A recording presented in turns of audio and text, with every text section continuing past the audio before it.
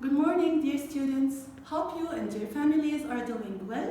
We have to spend our times doing something that gets benefit for us. So today, inshallah, we are going to discuss Unit 10 in your class books, page 98.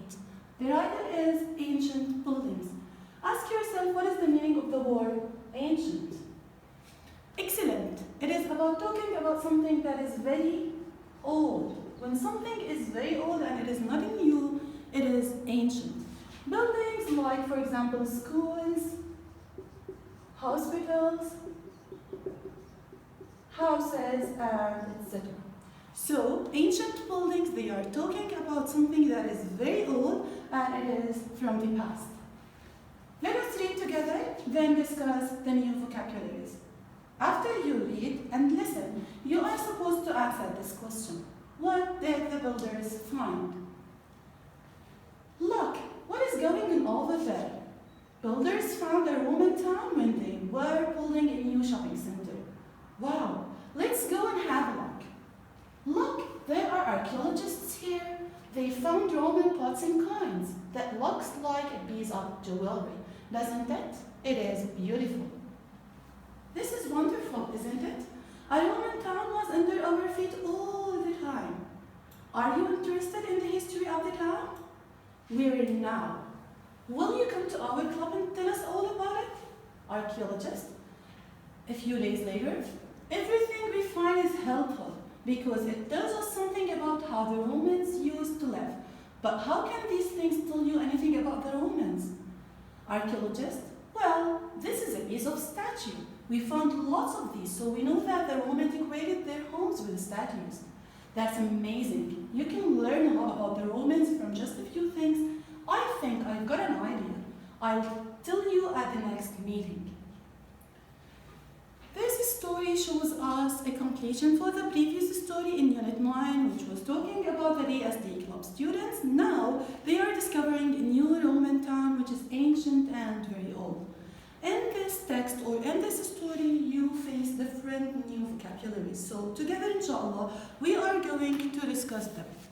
We have the word archaeologist. You can find it on picture number 3. The word archaeologist. What does archaeologist mean? It is from the word archaeology, and we add IST at the end in order to make it a noun that is related to a person. So archaeologist is a person who learns about the past from old things. Archaeologist is a person who learned about past old things like this.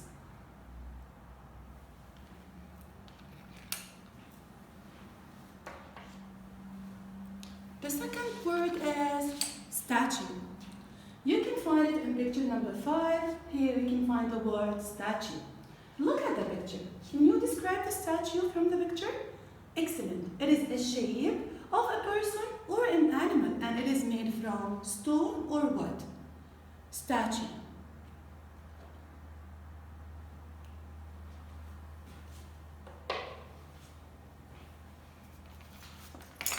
We have the word carving. Look at this statue. They might be carving on this statue. So, carvings are shapes or pictures made in stone or wood with a knife. Using a knife and doing to draw something or write something on the wood or stones. Carvings. Steps. Steps is blocks of stones that you walk up or down. So we can draw steps here like this. These are steps either to go up or down. So blocks of stones that you walk up or down is step or steps. The word jewelry. Jewelry is valuable thing or a group of valuable things made from gold or silvers like earrings, necklace, and rings.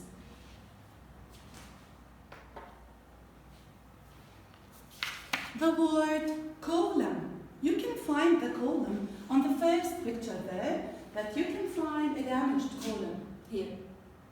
In this picture, you can find a damaged column. What does column mean? It is excellent, tall, round thing, and it is made out of stone. Column. Notice that the N is silent. We do not pronounce it. Column. And we have the word pot. Pot is a container or a thing that we use for cooking. That, for example, when your mother entered the kitchen in order to cook for you, she used pots, pans, and etc. So a pot is a container that we used for cooking. It is made either out of metal or clay, for example, sometimes. The last word there is block. Block is something that we use in order to build either steps or buildings in general. So it is a large piece of stone that we use for building. It is a large piece of stone that we use for building. Hope you come over these vocabularies easily, and inshallah we are going to practice them in sentences later. Now, let us answer the question that is before the pictures. What did the builders find? Can you guess? Think about it. Excellent. They found an old Roman town. Excellent. They found a Roman town, an old Roman town. Now please move smoothly to the questions that followed here. And you are supposed to write the names. Who is speaking or who is he? Builders. Who were building a shopping center? Excellent. Builders. Now, from the story, who wants to look at the Roman town? Think about it. Yes, excellent. He's fan. Number 3. Who thinks the jewelry is beautiful? Who thinks the jewelry is beautiful? Excellent. She's Lippy. And finally, who has an idea? Who has an idea? Excellent. He is Ed. Students, we are going to revise the vocabularies together, and please repeat after me.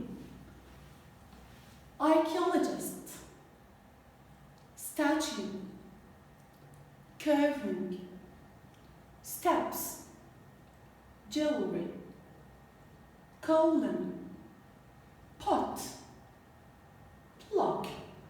Look at the picture, you can find all the vocabularies here.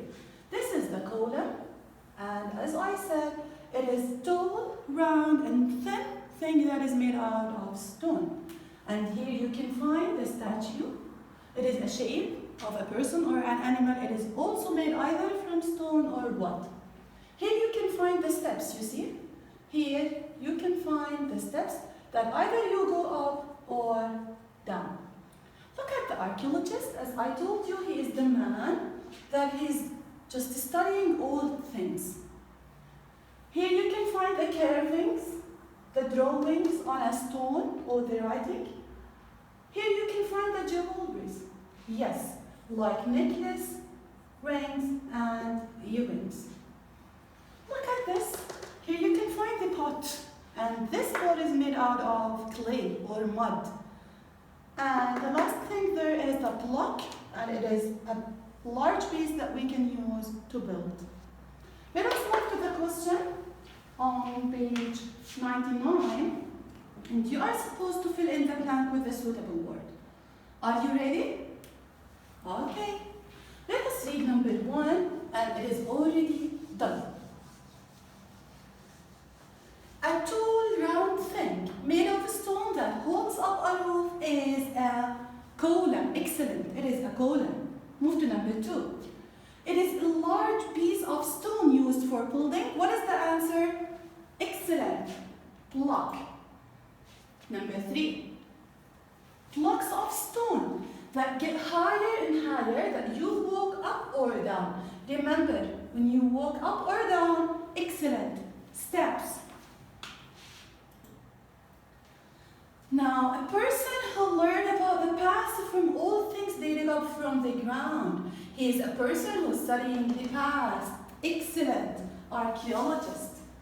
Archaeologist. Excellent. Number 5. The shape of a person or animal, it is made from stone or what? Amazing, the statue. The last one there is a shape, picture, or pattern made in stone or what? With a knife, that things that we draw or write on stones. Excellent, curving. Excellent, boys and girls. Hopefully you understand these, and we are going to move to the interesting part, which is working with words. Today we are going to welcome our new suffix, which is full. Say welcome to our new suffix full.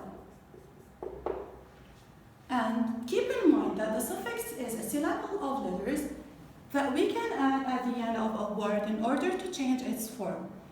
And we add full to some nouns to make them adjectives. To some nouns to make them adjectives. Look at the first noun, which is wonder. Wonder.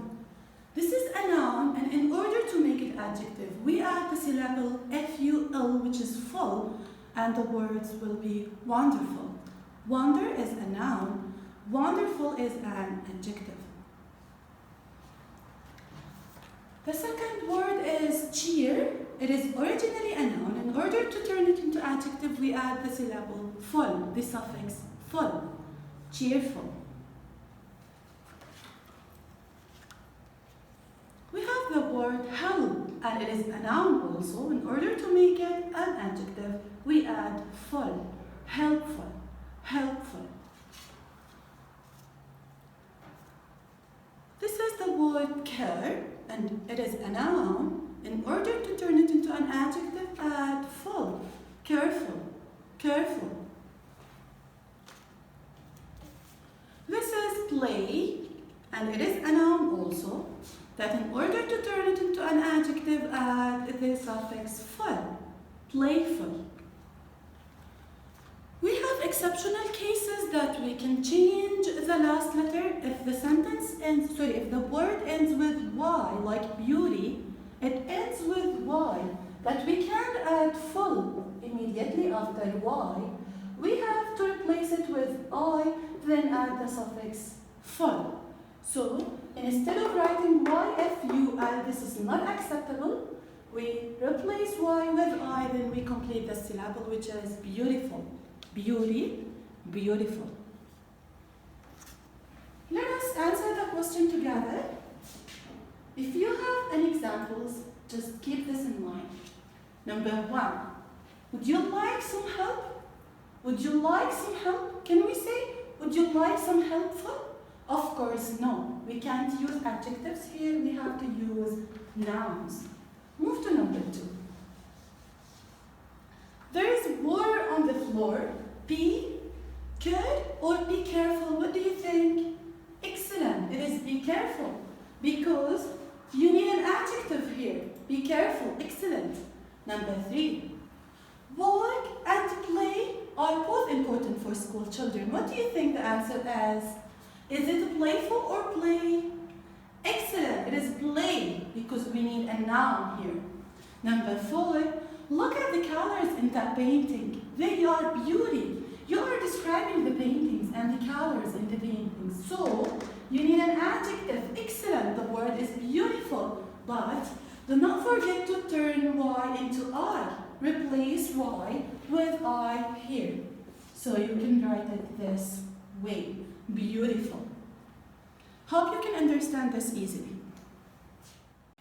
Good morning, dear students. I am Miss Islam Hamidan, your English teacher, and today we are going to explain the 2 grammar rules that we have in our book. First of all, I am working in Unit 10. We are in Unit 10 in your grammar book from page 74 to 77. So, in Unit 10, in your grammar book on page 74 till 77, and the worksheets that are requested from you are worksheet 7 and 8. Worksheets 7 and 8. So, Unit 10 in in your grammar book, page 74, 1077.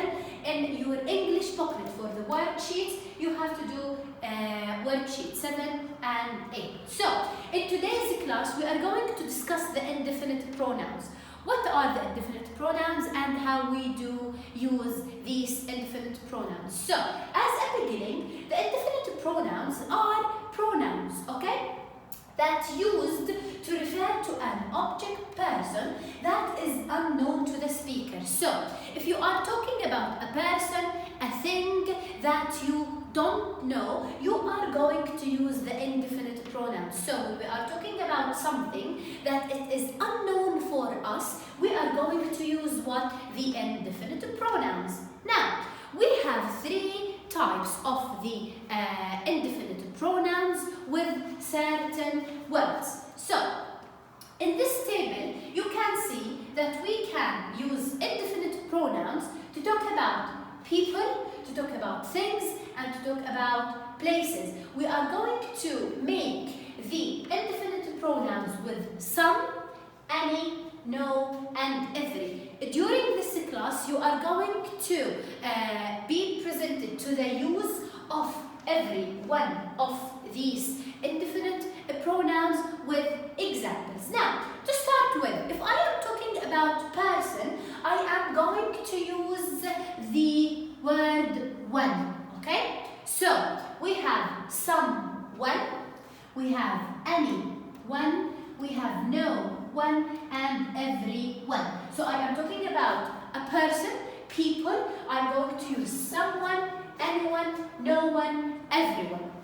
This is the first time. The second one, we have things. If we are talking about things, we are going to use thing, okay? So I have something, anything, nothing, and everything. So in all of the indefinite pronouns, I have the word thing because I am talking about a thing. If we are talking about a place, which relative pronouns or indefinite pronouns are we going to use? So, for the places, I have somewhere, anywhere, nowhere, and everywhere. So, I am using the word where for what? The places. So, for people, we are using one with some, any, no, and every. For things, we are using thing with some, any, no, and every. And with the places, we are using where with some, any, no, and every. Now, we are going to move to each part. So first we are going to discuss some, any, no, and every in details. Now, let's move to some. First of all, we are going to discuss some. When do I use the indefinite pronouns with some? I have someone for excellent, for people. I have something, good job, think for the things, and I have somewhere for places, as you said, excellent. Now, some, it refers to one person, thing, or one part of a group. It is used in affirmative sentences. So, someone, something, somewhere, I am talking about one person, one thing, or part of a group, okay? So, I am talking about one person, I am talking about one thing, or I am talking about one place or one part of the group. And someone, something, somewhere is only used in affirmative sentences. In affirmative sentences, let's take a look at the examples here. Someone is knocking on the door. I don't know who is the person that knocking the door. I don't know him or her, so I have used someone because I'm talking about one person and I don't know that person. Number two, I want to tell you something. I want to tell you something, one thing, and three, my keys must be somewhere. It means in any place, in the house or in the school or at your work. So I have used some to talk about one person, one thing or part of a group, and pay attention that it is only used in affirmative sentences with no negative sentences and no questions, only in affirmative sentences. This is for some. Let's move to every. Every, one for people, everything for a thing, and everywhere for the place. It refers to all members of a group. It's used in affirmative sentences also. So when I am talking about the whole group, the all of the people and all of the things, we are going to use everyone, everything, or everywhere to talk about all members of the group, and it is also used in affirmative sentences only. So everyone knows Shaggy is a coward guy. You know Shaggy, right? He is a coward guy, and all of us know that. So everyone knows Shaggy is a coward guy. Number 2. Now you have everything you need. So when you are preparing tools for your school, supplements for your school, you buy everything. So you have everything you need. You have a ruler, you have a pencil, you have a rubber, you have a bag. So you have everything you need. All the group. The last one, it is so messy and here. There are clothes everywhere, which means that in every place you go, you can find what clothes. So I am saying everywhere, all the places. So, and pay attention that all of the sentences are what? Affirmative. All of the sentences are affirmative. Let's move to no. We have no one, nothing, and nowhere. No one is used. No one is used for people, nothing is used for things, and nowhere is used for places. When do I use no one, nothing, and nowhere? It's used in affirmative sentences to give a negative meaning. So, I use it in affirmative sentences, but no one, nothing, and nowhere gives a negative meaning. Okay, so the meaning is negative, but the sentence is what? Affirmative. Let's take a look. I am not wearing my glasses. I can see nothing. So here is the sentence. Okay. So I can see nothing. It means that I can't see anything. Okay. So I can see nothing. So I'm not wearing my glasses. So I can see nothing. Number 2. We never buy milk. Here is the sentence. No one in my family likes it. So, no one in the group likes the milk. No one in the family likes milk. So, I have used no one. Pay attention that the sentence is what? The sentence is affirmative, but no one and nothing gives the meaning of negative because we have no. It gives the meaning of negative. The last example. Where is Jack?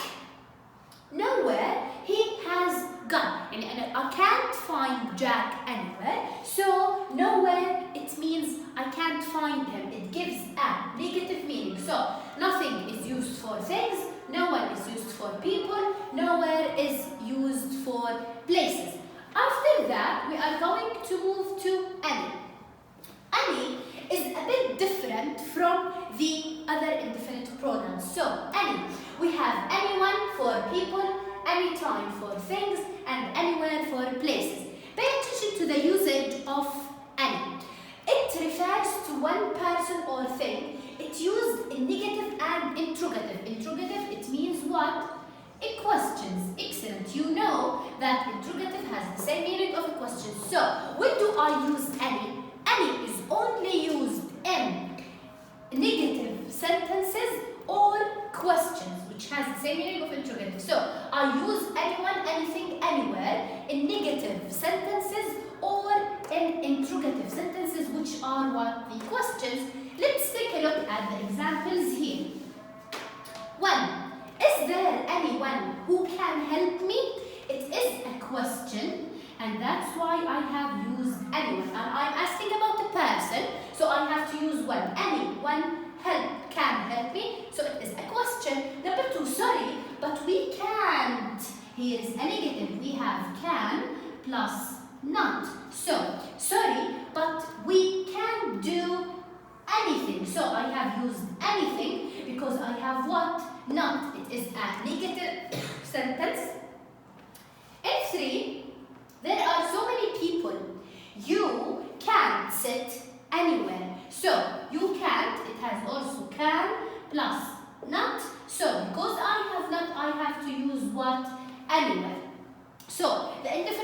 pronoun any, when, anything, and anywhere are used only in negative and questions. So as you can see here, I have a question. Here we have negative, and also here we have the negative. So these are the indefinite pronouns that we have in our book. Just as a quick reminder, don't forget